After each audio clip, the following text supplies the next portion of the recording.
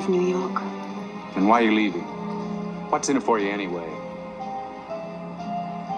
Look, I know what you're thinking, and I don't blame you. I've always thrown out such a jazzy line. But really, except for Doc and yourself, Jose's my first non-rat romance. Not that he's my idea of the absolute finito. He's too prim and cautious to be my absolute ideal. Now, if I could choose from anybody alive, I wouldn't pick Jose. Nero, maybe, or Albert Schweitzer. Or Leonard Bernstein. But I am mad about Jose. I honestly think I'd give up smoking if you asked me. Come on, darling, let's eat. It's getting late. I'm leaving tomorrow, and I haven't even begun to pack. Looks are deceiving, but you know, I got a third eye. Not saying there's always a good one, but maybe I might be wrong. So I know I'm wrong sometimes, but I'm right more than I'm wrong. 11, take one. Take one. More than one take, will shoot. You will forget all about the Ypres fire. You have forgotten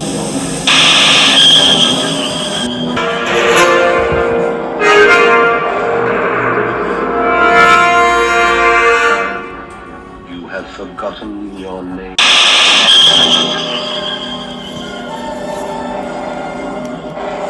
will forget all about the Ypres. Is this not why you were here? What makes a good story is a good yarn. You know, frequently you can get mired and get stuck in your own sludge with getting too intellectual. I think if you can tell the story, what this film is about, in more or less 30 seconds or a minute, less than a minute, then you've probably got something, because everything else after that is enlargement. This film is about boom. This brings me to Quantum Kleptomania, which, again, what you did in terms of the treatment that you handed me, because that looked like an accomplished sort of ad treatment. Do you know what I mean? It was visually led, because it's going to be a visually led piece. For me, works on sort of many, for some levels in Plex. I say you outside. Your stuff for me works on sort of many.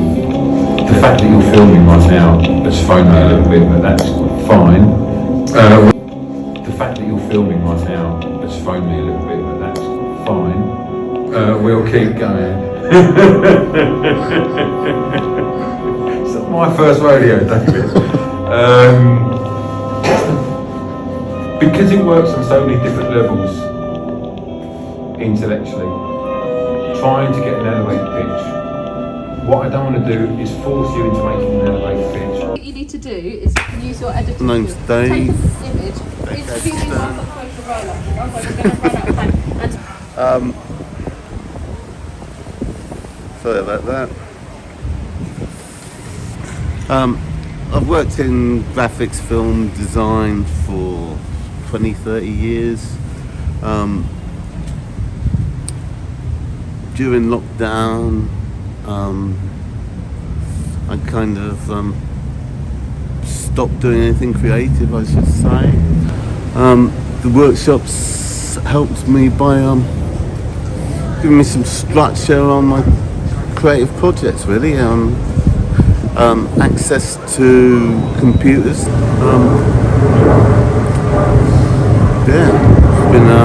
I'm enjoying it.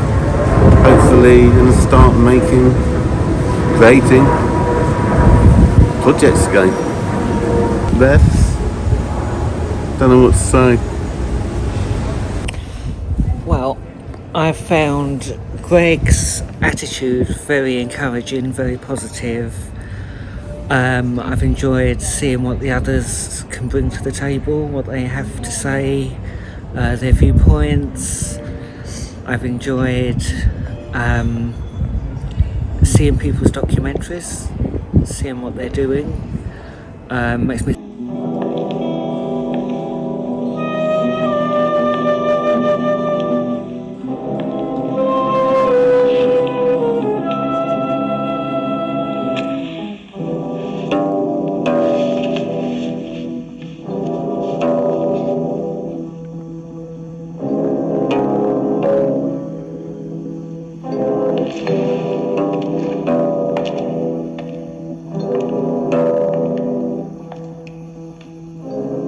Congratulations, Palmer.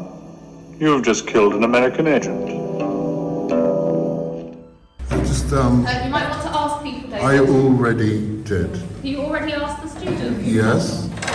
These are 3 strangers. Yes. They're not Did strangers. they ask you? Oh, okay, I'm confused. Thank you. Apologies accepted. Us to love documentary and make a documentary. So, which is what Dave's doing right now. He's cheating. He ain't going out. He ain't going out, you know, he just films this and he's winging. And yeah, but then I think next year, or when we've done this task, then we'll be doing something with a narrative, like maybe fiction, scripted, acted. So it's a completely different thing altogether. So yeah, so it's a 4-minute film. Some of the people didn't hear the teacher when he said, I want the film to be between 3 and 6 minutes. And they've come back with hours and hours of footage. And then they've got to kind of edit it down to 6 minutes, which will be fun. And what's yours so far, Dave? So my one, I managed the first couple of rough cuts were 30 minutes. And then I managed to get it down to 8 minutes. And now it's come back up to, the latest cut is up to 16 minutes. But so this workshop, which is normally hosted by Greg from Ridley Scott Associates, his background was in making commercials, you know, like TV commercials for Adidas, etc., and pop videos. And the person he worked with, Ridley Scott, before becoming a famous film director for movies such as Blade Runner and Alien, he just made thousands of commercials. So Because my film school was commercials, and that's why I will never hear anything said against commercials, because I never did film school. It was everything to me. And one thing they don't teach you at film school is it's time against creativity. So the clock is always running. They don't teach. Greg learnt his craft through the making of commercials.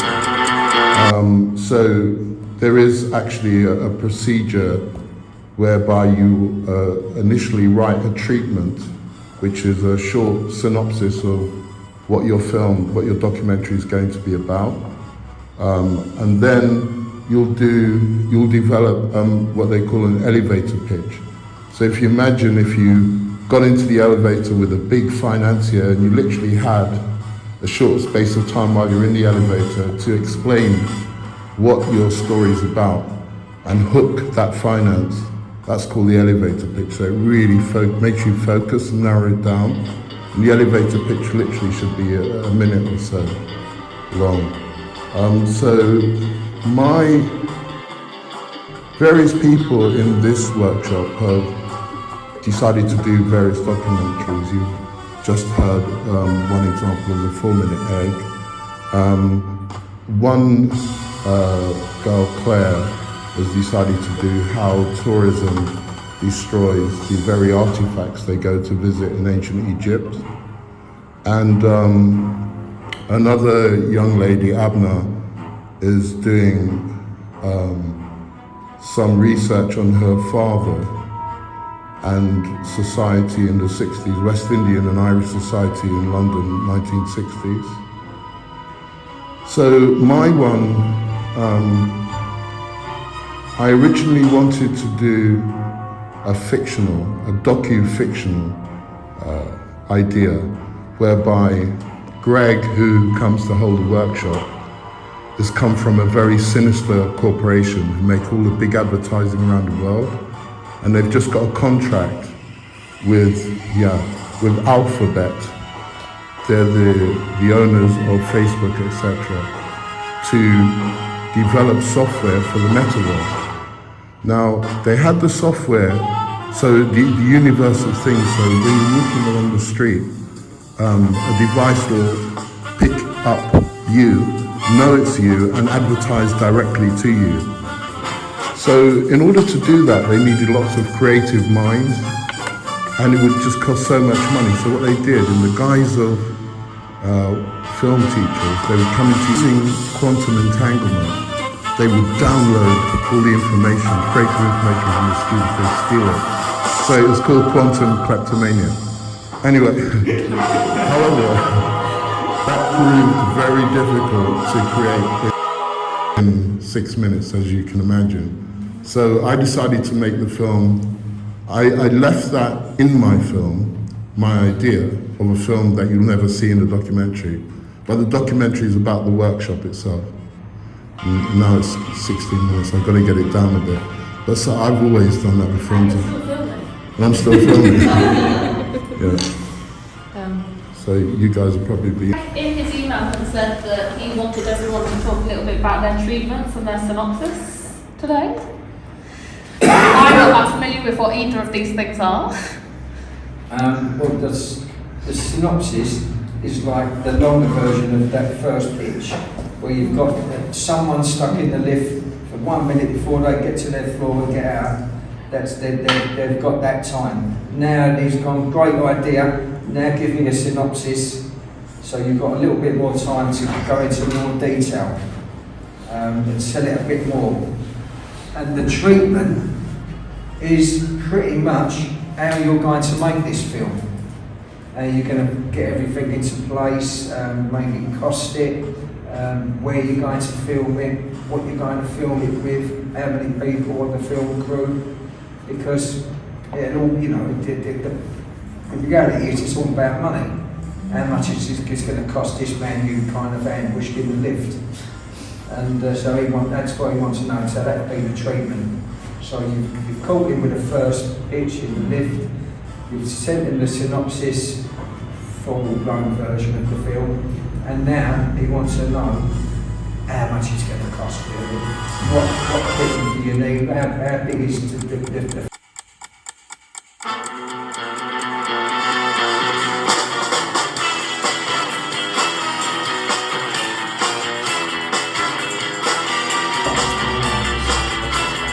So you can make a good film on a mobile phone, but there's something they call the production value, which really, every piece of equipment that you use, like if I make this film using this Apple iPhone, if I use like a really expensive movie camera, then I get better quality of images as I go through each step, better sound quality, so you end up with a better production value, which is determined by, you know, the maximum amount of people wanting to see your film. You know, if you have really bad sound quality or the camera's jumping all over the place, the audience will soon lose interest. Watch the problem coming over the horizon, and if it's a problem, knock its head off before it gets near you. The first requirement of anybody to do this job is inordinate stamina, right? Or say, well, actually, I was right, but I went wrong right there. I think the key is to be your biggest critic. Televised beautifully, so I started the process of close communion.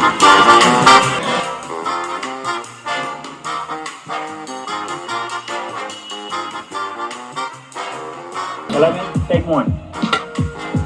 Take one. More than one take, will shoot.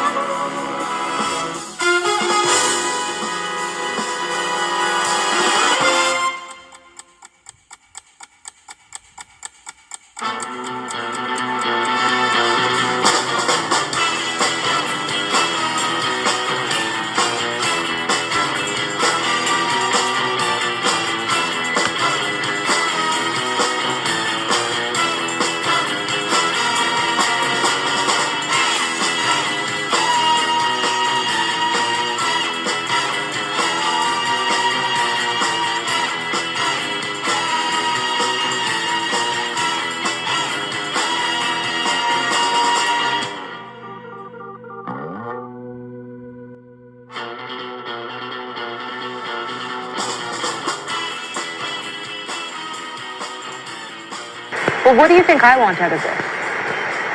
You like, because you're the storyteller, you know. What do you want? You want the stories. You say that I'm the storyteller. Yeah. But really, you're the storyteller. You know, the cameras are on you. Yeah.